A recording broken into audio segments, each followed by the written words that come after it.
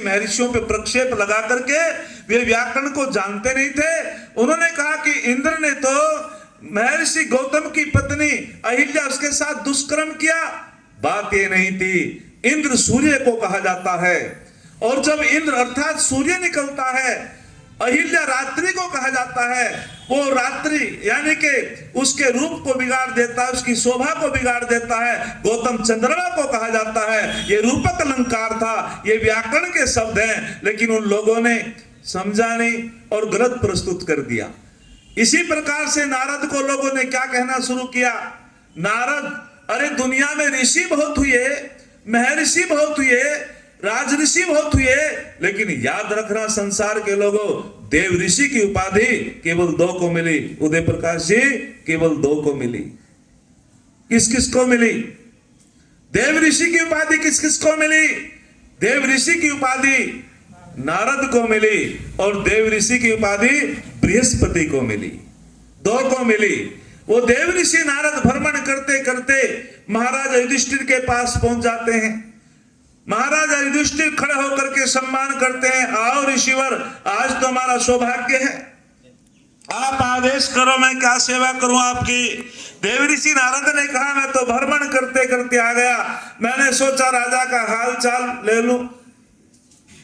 और जैसा जो पात्र होता था उससे वैसा ही परिचय, वैसा ही हाल चाल पूछा जाता था। लेकिन आज तो रटा रटा शब्द है, यदि कोई हमारे पास आ जाए और सुनाओ तुम्हारा क्या हाल चाल है, लेकिन देव ऋषि नारद ने ऐसा नहीं पूछा। यदि कोई ब्रह्मचारी हमारे पास आए तो हमें उससे पूछना चाहिए, बेटा तुम्हारा अध्ययन ठीक चल रहा है, तुम्हारी दिनचर्या ठीक है या नहीं। यदि हमारे पास कोई किसान आ जाए तो हमें उससे पूछना चाहिए कि तुम्हारी खेती बाड़ी ठीक चल रही है या नहीं। यदि कोई हमारे पास सन्यासी आ जाए, उनसे पूछना चाहिए, स्वामी जी आपकी साधना तो ठीक चल रही है। यदि कोई आचार्य वेद का आ जाए, उनसे पूछना चाहिए, आपका वेद प्रचार तो ठीक चल रहा है। देव ऋषि नारद ने उसी प्रकार से 4 बातें पूछी, रटी रटाई बातें नहीं पूछी। उन्होंने कहा कि राजन, मैं तो आपका हाल चाल पूछने के लिए आ गया और मैं पूछना चाहता हूं कि हे राजन, क्या तेरा वेद पढ़ना भी सफल है? क्या कमाल की बात पूछते हैं देव ऋषि नारद, क्या तेरा वेद पढ़ना सफल है? तेरी धन की सफलता किसमें है? तेरी पत्नी की सफलता किसमें है? तेरा सुनना सफल कैसे होगा? ये 4 बातें देव ऋषि नारद ने पूछे और हाथ जोड़ करके धर्म युधिष्ठिर खड़े हो गए। खड़े होकर के कहने लगे, हे ऋषिवर, आपसे मैं निवेदन करना चाहता हूं, आप ही मुझे बताओ।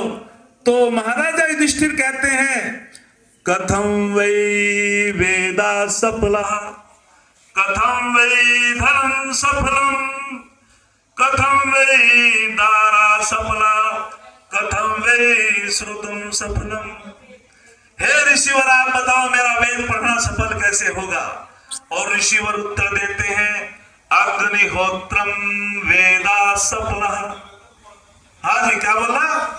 अग्निहोत्रम वेदा सफला, तत्भुक्तम धर्म सफलम, रतैवै दारा सफला, शीलवर्तम श्रुतम सफलम। क्या कमाल की बात बताते हैं देव ऋषि नारद। वे कहते हैं कि अग्निहोत्रम वेदा सफला, अर्थात जो अपने घरों में अग्निहोत्र करता है उसका वेद पढ़ना सफल होता है। याद रखना, जो अपने घरों में परिवारों में अग्निहोत्र नहीं करता उसका वेद पढ़ना सफल नहीं। हमें निश्चय से अग्निहोत्र करना चाहिए। हमारे महाराजा जनक इतने बड़े याजिक थे, बड़े बड़े विद्वानों को बुलाया करते थे, बड़े बड़े याग करते थे। और एक बार महाराजा जनक की सभा में अश्वल ने महर्षि याज्ञवल्क्य से पूछा कि ऋषिवर, मैं पूछना चाहता हूं कि यज्ञों में कितने प्रकार के मंत्र बोले जाते हैं? ऋषि ने कहा कि यज्ञ में 3 प्रकार के मंत्र बोले जाते हैं। सुनो यज्ञ क्या है?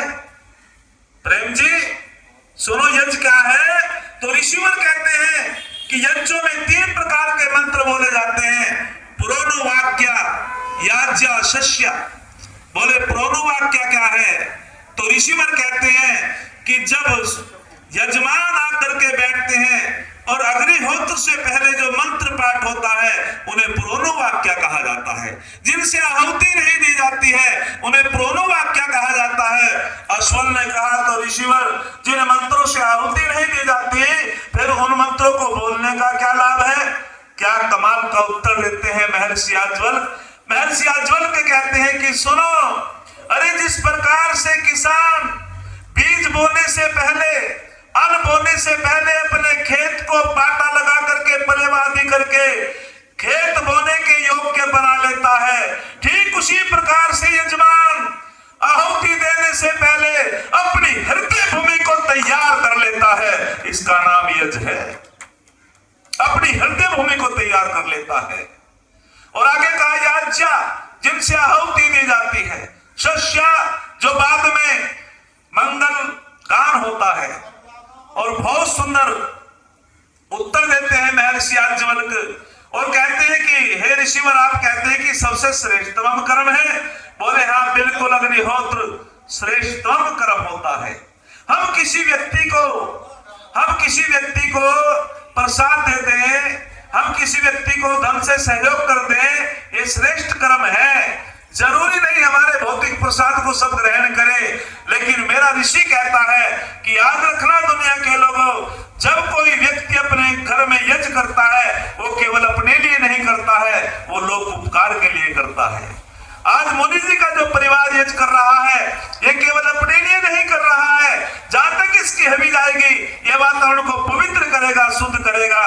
तो कहते हैं महर्षि याज्ञवल्क्य कि ये सबसे श्रेष्ठतम कर्म इसलिए है, यज्ञो वही सर्वश्रेष्ठतम कर्म है कि यदि हमारा कोई व्यक्ति हमारे पास आ जाए, उसको भौतिक प्रसाद देने लगे, वो कहेगा मेरी शादी में नहीं आए थे इसलिए मैं भी तुम्हारा प्रसाद ग्रहण नहीं करता। लेकिन याद रखना, जब हम इसमें आहुति प्रदान करते हैं और ये अग्नि देवता हजारों गुना बढ़ा करके वायु देवता को पहुंचा देता है और जहां तक ये वातावरण को सुगंध युक्त करता है, उस शुद्ध वायु को हर व्यक्ति ग्रहण करता है। चाहे कोई हमारे यज्ञ में आया हो या ना आया हो, हम में श्रद्धा रखता हो ना रखता हो, उस शुद्ध वायु को वो भी ग्रहण करता है। अरे जिस कर्म के करने से सबका भला होता हो, संसार का कल्याण होता हो, इसलिए श्रेष्ठतम कर्म है, इसलिए श्रेष्ठतम कर्म है। इससे कोई श्रेष्ठतम कर्म कोई दूसरा नहीं हो सकता। और आगे बहुत सुंदर बात कही, दत्त भुक्तम धर्म सफलम, कि धन की सफलता, तो ऋषिवर कहते हैं कि धन की सफलता, जो व्यक्ति अच्छी जगह दान करता है उसकी धन की सफलता होती है। जो धन का उपभोग करता है उसकी धन की सफलता होती है। भगवान कृष्ण जी कहते हैं सुपात्रों को दान करने वाले को पुण्य मिलता है और जो कुपात्रों को दान करता है उसको पाप लगता है। आप यज्ञों में दान करो, विद्वानों का सहयोग करो, जो वेद का प्रचार करते हैं खुले हाथ से उनका सहयोग करो, लेकिन जो समाज में विकृति पैदा करते हैं यदि हम उनको धन देते हैं तो हमको पाप लगता है। इसीलिए हमें धन की सफलता के लिए अच्छी जगह दान करना चाहिए और हमें यज्ञों में दान करना चाहिए।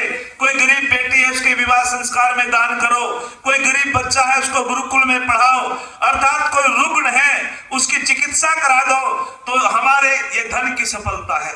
उपभोग उसका ठीक करो। एक मेरे ध्यान आ जाती है बात, कभी कभी मैं गर्वित हो जाता हूँ। हमारी बेटी साक्षी गुरुकुल में पढ़ती थी कक्षा 7 में चोटीपुरा। जब हम दीपावली के पर्व पर उसका सामान लेकर के गए तो वहां 2 बेटी अनाथालय से आई थी, दोनों सगी बहनें थी। तो वह साक्षी से कह रही थी कि दीपावली के पर्व पर सबके माता पिता आएंगे, सामान लेकर के आएंगे, लेकिन हमारे माता पिता तो दोनों ही चले गए। हम तो अनाथ हैं और सब कोई मिठाई लाएगा, कोई खाने पीने की चीज लाएगा। अरे मैं एक बात कहा करता हूँ, जो संतान अपने माता पिता का अपमान करती है उन्हें तब पता चलता है जब माता पिता का साया उठ जाता है। अरे जिसके माता पिता नहीं होते हैं उन्हें तब पता चलता है। कभी माता पिता का अपमान नहीं करना चाहिए भाई, वाणी से कभी कटु वचन नहीं बोलना चाहिए। तो वे बेटियां जब हम सामान लेकर के गए तो साक्षी ने कहा पिताजी ये दोनों बेटी अनाथालय से आई है बहनें और ये कह रही है यदि हमारे माता पिता भी होते तो हमारा भी कोई इतना लाड प्यार करते, हमारे हमारे लिए भी मिष्ठान आदि लाते। लेकिन हमारे माता पिता तो जब हम छोटे छोटे थे संसार से चल बसे। भगवान किसी को गरीबी ना दे, भगवान किसी को गरीबी ना दे, गरीबी दे तो बदनसीबी ना दे। अरे वास्तविक जिनके माता पिता चले जाते हैं उन बच्चों का बड़ा दुर्भाग्य होता है। मैंने कहा उन बेटियों को, बेटी आधा सामान तुम्हारा है, आधा साक्षी का है, मैं रजबपुर से तुम्हें सामान ला करके दूंगा, हम भी तुम्हारे माता पिता है। वे दोनों बेटी गर्दन नीची करके उनकी आंखों में आंसू आ गए और वे फूट फूट करके रोने लगी और कहने लगी पिताजी कोई नहीं, हमें सामान की कोई जरूरत नहीं। मैं बार बार उनसे निवेदन करने लगा और मैंने कहा बेटी हम भी तुम्हारे माता पिता हैं। ऐसे दृश्य को देख करके द्रवित हो जाता है हृदय। अरे जो अपने बच्चों के लिए हम पुरुष अपने बच्चों को पढ़ाते हैं, अपने बच्चों को ठीक ठीक प्रकार से नौकरी के लिए पैसा देते हैं, उनका पालन पोषण करते हैं, अरे वो तो हमारा कर्तव्य है। यदि हम किसी के गरीब बच्चे का पालन पोषण करें, उसको पढ़ाए, तो वास्तविक मानवता तो ये होती है, वास्तविक मानवता ये होती है। हमारी आंखों में आंसू आ गए जब उन्होंने कहा कि पिताजी यदि हमारे माता पिता होते तो हमारा भी ऐसे ही सम्मान होता। लेकिन जब दूसरों के माता पिता आते हैं और उनका सम्मान करते हैं तो हम परमात्मा से प्रार्थना